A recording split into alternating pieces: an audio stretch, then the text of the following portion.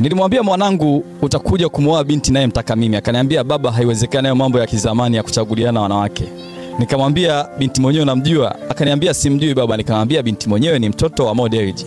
Akaniambia oh baba, hamna shida. Nikampigia Mo nikamwambia kiongozi, naomba mwanao aolewe na mwanangu. Akaniambia haiwezekani. Nikamwambia mwanangu ni mjumbe wa bodi ya wakurugenzi ya BOT. Akaniambia oh sawa, hamna shida.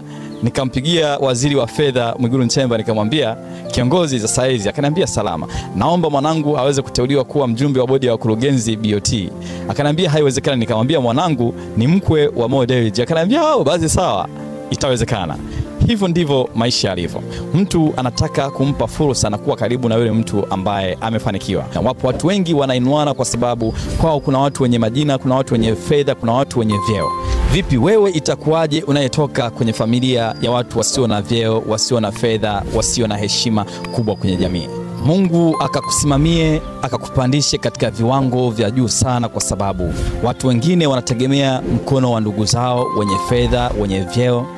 Mungu aliye hai unayemtumikia hatakusahau, atakuinua sawa sawa na mapenzi yake. Atakupatia hitaji lako kulingana na alichokipanga kabla hujaingia tumboni mwa mama yako, kama inavyosema Yeremia sura ya 1 mstari wa 5 kwamba alikujua wewe kabla hujaingia tumboni mwa mama yako. Yani leo yako alijua kabla hujazaliwa, kesho yako anaijua. Na Mungu atakubariki, usikate tamaa katika maisha.